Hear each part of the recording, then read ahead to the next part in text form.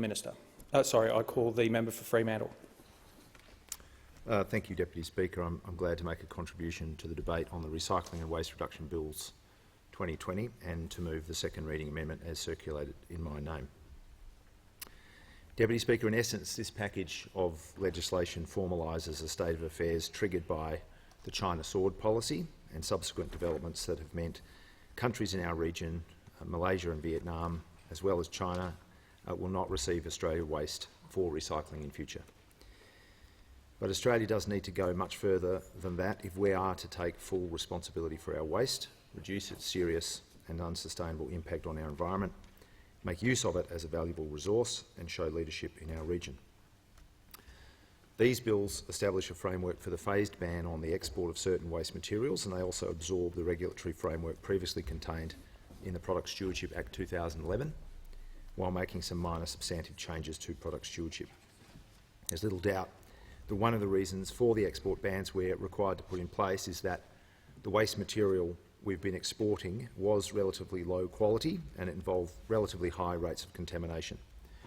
What's worse, while we assumed the material was going offshore to be recycled, the reality is that in some cases the rubbish was being burned or buried or thrown into rivers. It would rightly appall people in our communities to think that the plastic they were putting in yellow top bins for recycling was being baled and transported to another country, where in fact the rubbish contributed to local environmental damage and perhaps even became marine plastic that found its way to our part of the world. And as we put in place new export ban arrangements, I think it's fair to observe that it's the decisions taken by other countries that have forced us here in Australia to recognise that what we call our waste recycling and resource management system has to a considerable degree been a collection and transport system. And our achievements when it comes to the key measure of a more sustainable approach, namely to avoid creating disposable products, to reduce waste material, to reuse as much as we can, and to recycle what can't be directly reused, our achievements against those measures have so far been fairly slight. To take plastic as an example, because it represents a particularly harmful, fugitive and long-lasting material, we generate on a per capita basis more than 100 kilograms of waste plastic each year, and yet we recycle barely 12%. Globally, we know that 10 million tonnes of plastic go into the ocean each year, and that's expected to triple by 2040, not least because global production of plastic is galloping ahead. Global production of plastic has increased 20-fold since the 1960s. It's going to triple again by 2040. Microplastic is already accumulating in fish and birds, and there's evidence that in some parts of the world it's accumulating in humans. That is very, very far from the expectations of the Australian public. As a nation, when it comes to waste, we're still a long, long way from the expectations of our community, especially young people. And we're a long way from supporting the ambitions and the efforts of innovative companies and switched-on community enterprises and forward-looking local governments around Australia. We also have no strong basis currently for hoping and expecting that other countries, including developing countries in our region, will make dramatic progress to reduce plastic pollution when a developed country like our own is performing relatively badly.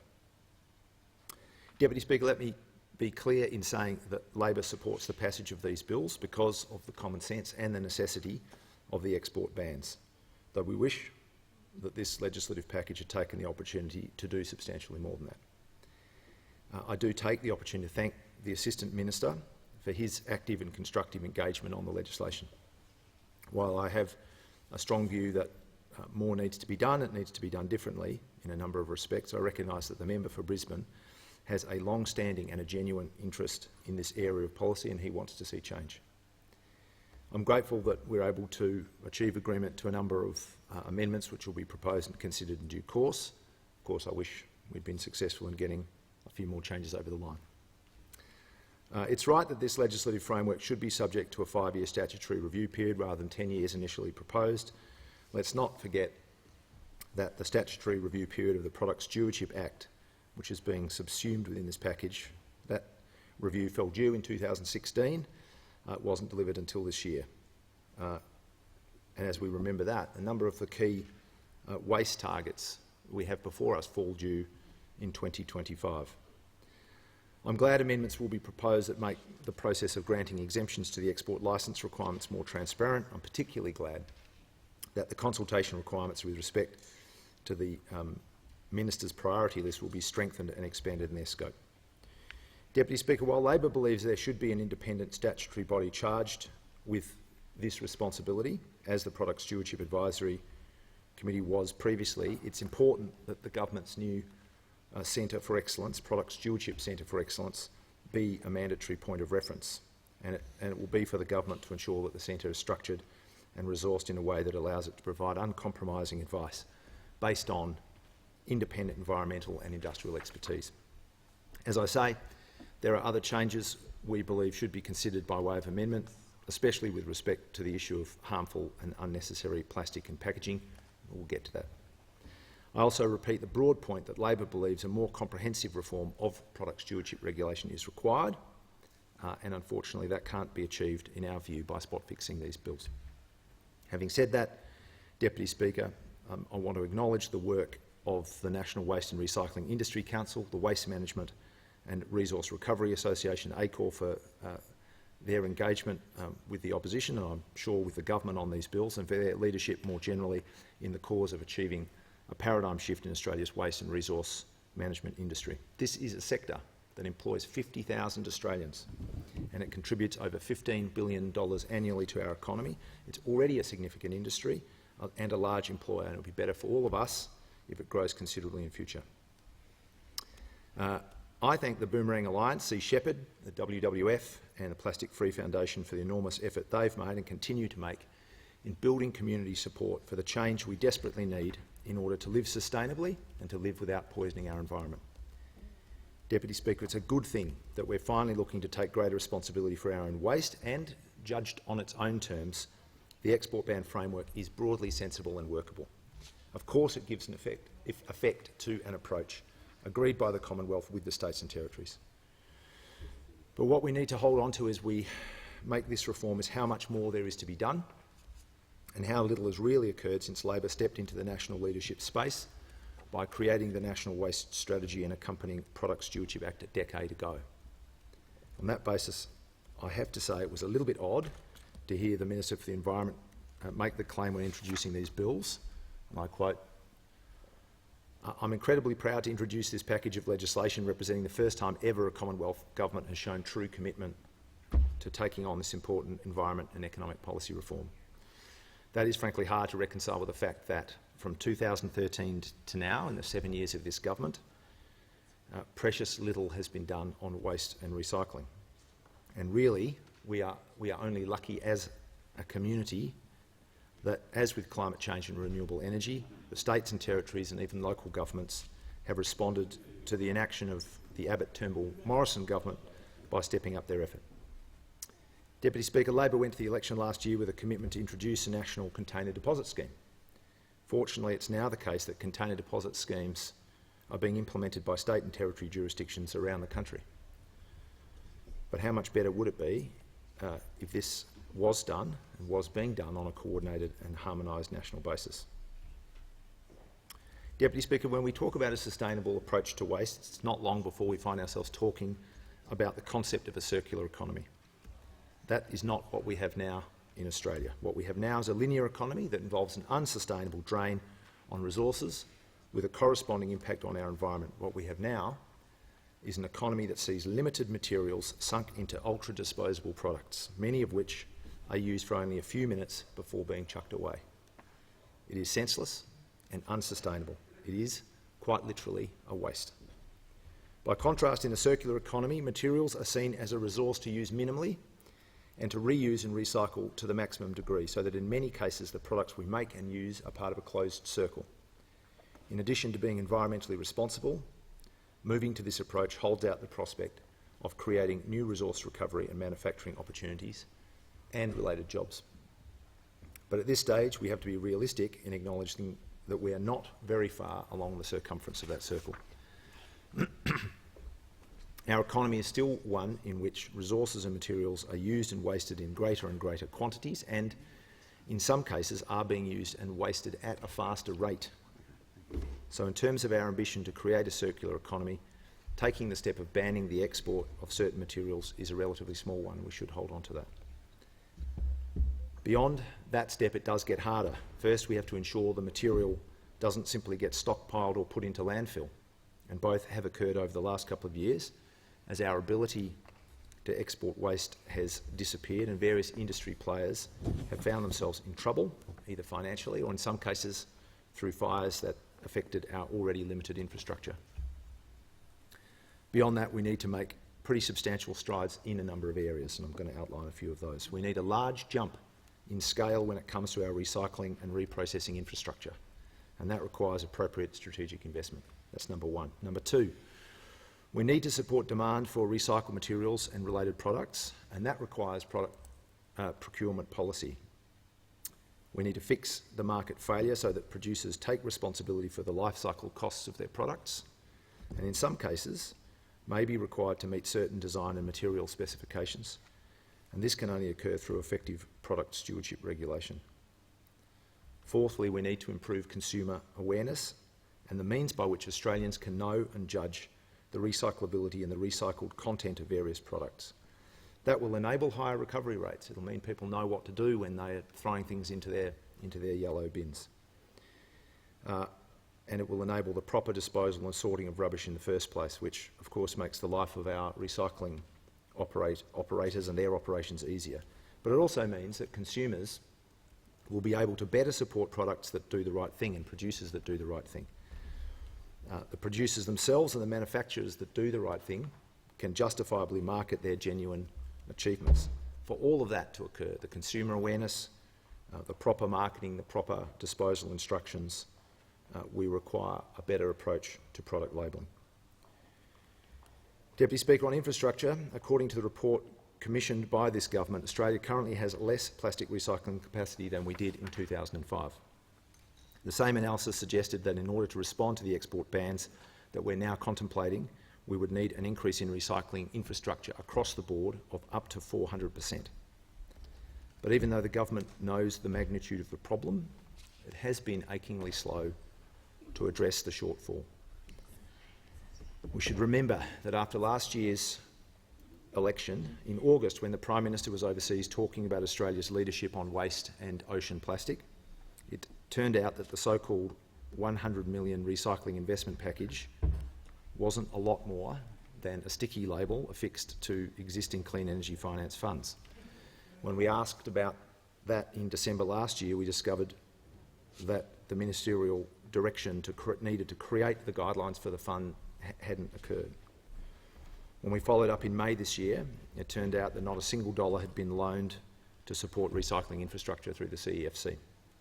This week, it's been confirmed in Senate estimates that the CEFC funding remains untouched. It's also been confirmed that the 20 million National Product Stewardship Investment Fund has not yet made a single grant. So $120 million of the Prime Minister's $167 million recycling investment package announced in May 2019, $120 million, not a single cent has been advanced. That's 72% of that package, which was first announced in May 2019, nearly 18 months ago. Since then, in the middle of this year, the government's made another announcement in the form of the recycling modernisation funds. The programs do sound similar, but at some point we have to hope they function differently, because if you keep announcing funds and no money flows to support infrastructure and address the waste crisis, we're not going to see the change that we need. In any case, Deputy Speaker, as we now seek to increase infrastructure capacity, we must do so strategically. Australia is a large country and we're not likely to be able to sustain infrastructure at a viable scale in every state and territory jurisdiction. That means governments and industry must consider planning for transport, logistics and costs as part of their long-term strategy on a coordinated basis. I also say that while it's very welcome that some large companies, including companies in the beveraging and packaging business, have made commitments to increase reprocessing capacity, we do need government to be clear-eyed about how the system as a whole develops. The lesson to be drawn from the current failed and broken market is that government must be prepared to shape and maintain a system that delivers on clear principles. It must be sustainable, it must protect the environment, it must protect Australian consumers, It must be fair between the various jurisdictions in Australia and as between people in urban and regional Australia, and it must not lurch from being one kind of dysfunctional market to another. On procurement, Deputy Speaker, we start by recognising that while we can look to increase the quality and the quantity of recycled material, if there's no market for it, there's going to be a big problem. Government procurement is one way of building demand. The other way is through recycled content requirements. At the moment, we're seeing neither. In March, the Prime Minister held a National Plastics Summit with the only announcement of any substance being a promise to improve Commonwealth procurement guidelines, and we're still waiting for that to occur. It's in the government's National Waste Policy Action Plan that procurement guidelines with targets will be delivered by the end of 2020. It's nearly the end of October. We're waiting to see those guidelines and those targets that should be by volume or by value or both.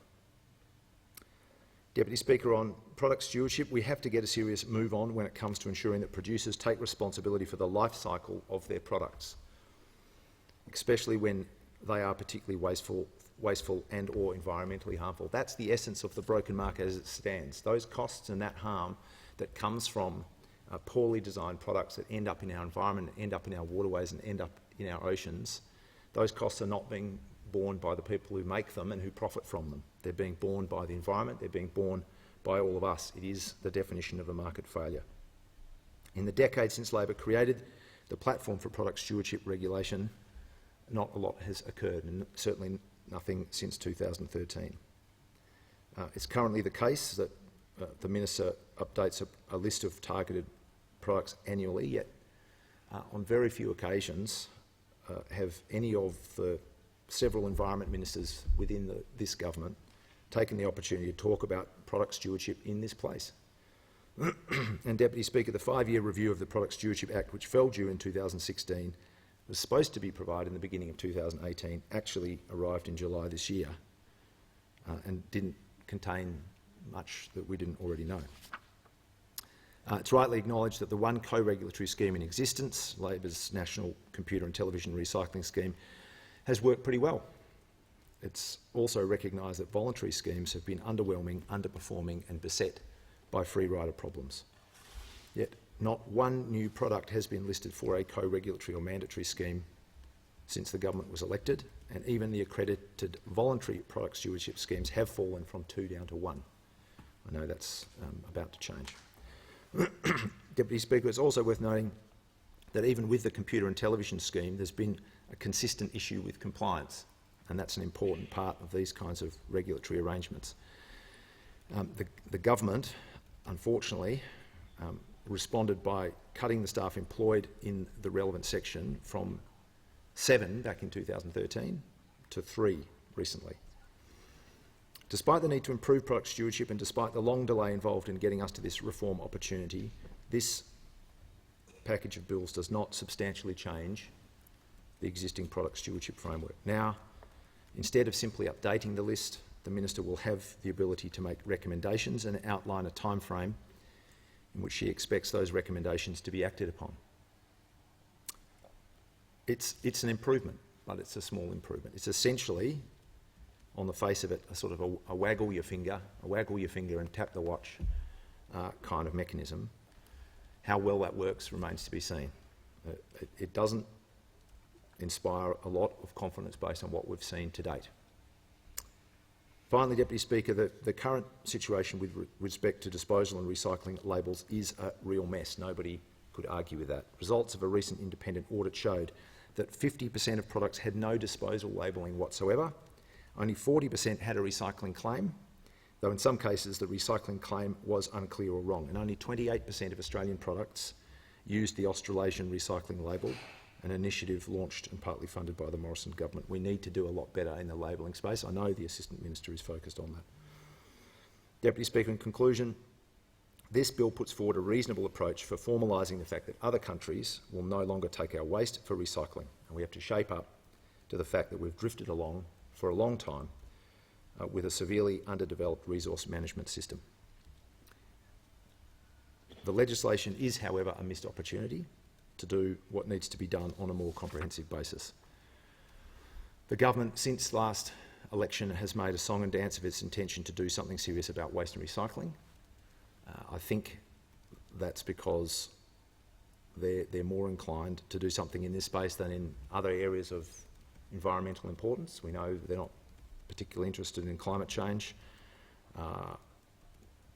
There hasn't been a lot to be encouraged about with respect to the review of the EPBC Act to date. I mean, the two key recommendations of the EPBC reviewer, Graham Samuel, were national standards and a properly resourced independent agency with teeth. That second key part of the recommendations was dispensed with before the interim report hit the desk. So the government wants to make a virtue of waste and recycling. But we're still waiting to see that change. We're going to see these export bans, all of those other things, infrastructure, procurement, product stewardship, all those other things we're waiting to see happen. And in the meantime, all the targets in the glossy strategy documents that we all read grow closer to their target dates without getting closer to achievement. We're supposed to see 70% of plastic packaging recycled by 2025, 50% recycled content. But on the 70% of plastic recycling by 2025, we're currently at 16%. Now, it's going to be 2021 in a couple of months' time. We're supposed to see the elimination altogether of problematic and unnecessary plastics by 2025. It's very hard to see how that's going to happen the way we're going. And at some point in the not too distant future, we're going to have to be upfront with the Australian community about that. It isn't hard to find examples of positive action in relation to waste collection and local cleanups. It's not hard to find examples of local businesses that are seeking to model responsible and sustainable conduct. It's not even hard to find inventive new processes and innovative businesses that are seeking to be directly involved in the task of waste reduction and the recycling and reuse of existing resources. I'm certain that in the debate that follows, almost every single coalition speaker is going to name-check various businesses or organisations in their electorate that are part of this effort. And they should, because those organisations and those businesses deserve recognition. But we cannot get away from the big picture, and the big picture isn't pretty.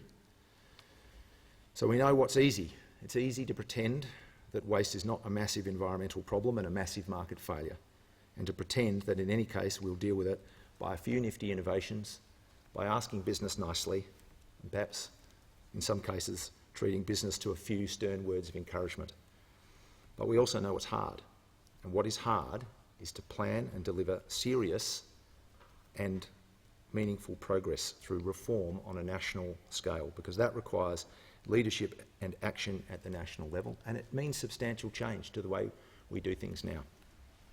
We're dealing with a fundamentally broken market and a very poor set of waste outcomes, and all the beatific statements about innovation and enterprise are not magically going to fix it. If the government can't admit that to itself, if we can't all admit that to ourselves and take the requisite steps to get Australia on a better path, then we'll continue to pollute our environment. We will fail to show regional and global leadership, and we'll miss out on the jobs that should be part of a circular economy.